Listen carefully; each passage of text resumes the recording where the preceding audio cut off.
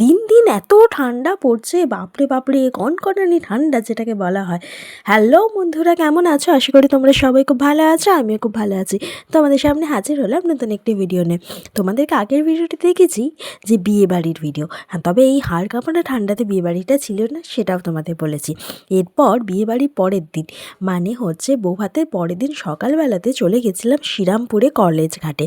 কি সুন্দর গো জায়গাটা, বিশ্বাস করো আমি কিন্তু আসিনি গো এই কলেজ ঘাটটাতে। শ্রীরামপুরে যেখানে দিদি বাড়ি, সেখানে একটা মানে ঘাট আছে, সেই ঘাটটাও খুব সুন্দর। গঙ্গা তো আমার ভীষণ প্রিয়, মানে ভীষণই প্রিয়, মানে এত ভালো লাগে। কিন্তু আমাদের বর্ধমানে কোনো গঙ্গা নেই বলে মনটাও খারাপ, জানো তো।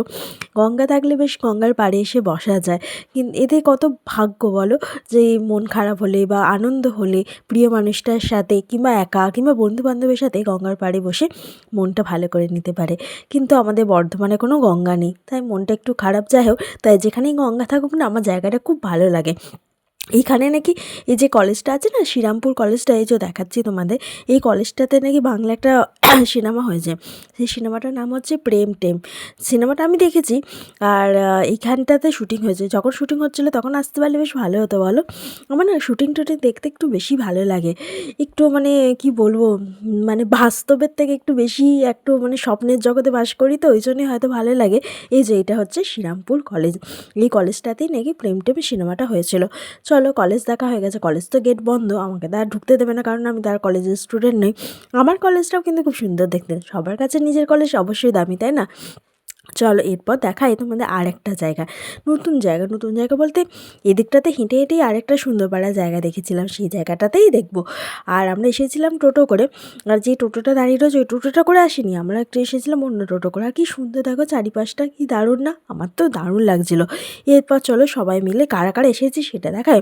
এই দেখো আমার বাহিনী, মানে বাঁদরের বাহিনী বলতে পারো। সবাই মিলে আমরা চলে গেছিলাম হচ্ছে শ্রীরামপুরের কলেজ ঘাট দেখতে, বউ ভাতের পরের দিন। আর সেদিনই বর ছিল হানিমুন, মানে হানিমুনে যাওয়ার ডেট।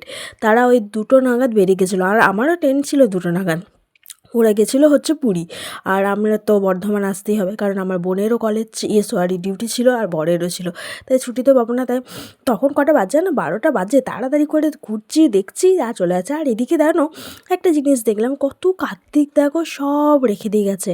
আমরা যখন ঠাকুরকে নিয়ে যাই কত আপ্যায়ন করে, আদর যত্ন কত কিছু করে, আর যখন ফেলে দিয়ে যায় দেখো একবার ফিরেও তাকাই না। কি না, আমরা এই মানুষটাই পারি এরকম হতে। আমি শুধু দেখছি, দেখো কত ঠাকুর, দেখো শুধু ঠাকুর, এত ঠাকুর মানুষ এখানে রেখে দিয়ে চলে গেছে। কি অবস্থা! আর এদিকে দেখো কি সুন্দর, এই ঘাটটাও খুব সুন্দর, ভীষণ সুন্দর। আর এদিকে এই এত ঠাকুর রয়েছে। আর এখানে দেখবে জোড়া কার্তিকটা কি সুন্দর, দেখো কত বড় বড়, বেশ সুন্দর লাগছিল। কিন্তু মনও খারাপ করছিল সত্যি। আমি মানে আমরা করি না বলে এরকম নয়, এখানে হয়তো ফেলার নিয়ম নেই, যেহেতু আমরা বর্তমানে থাকি, ওখানে পুকুরে দিয়ে দেওয়া হয়। কিন্তু এখানে হয়তো নিয়ম নেই, কিন্তু সেটার জন্য না আমরা মানুষটাই পারি যে এরকমভাবে ভাবতে, যে ঠাকুরের পুজো হয়ে গেলে এবার যাও, ওকে বাইরে দিয়ে এসো। কী করে ভাবি কে জানে, এরকমভাবেই তৈরি হয়ে যায় হয়তো স্বার্থপর আমরা। চলো দেখা যাক। এই ঘাটটাতে দেখতে পাচ্ছি এখানে একটা উঁচু পাড়া জায়গা রয়েছে, এখানে সবাই মিলে ওঠার একটা চেষ্টা করছে।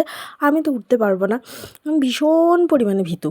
আর তোমাদেরকে এই ভিডিওটা কেমন লাগলো অবশ্যই তোমরা জানিও। তোমরা আমার খুব কাছের মানুষ, তাই কাছের মানুষদের কাছে, কাছের কাছে সুন্দর সুন্দর মুহূর্তগুলো আপলোড করতে বেশ ভালোই লাগে। সবাই ভালো থেকো, সুস্থ থেকো, আর অবশ্যই আমার ভিডিও দেখো। আর এই ভিডিওটা কেমন লাগলো অবশ্যই তোমরা কমেন্ট বক্সে জানাতে ভুলে যেও না। চলো টাটা।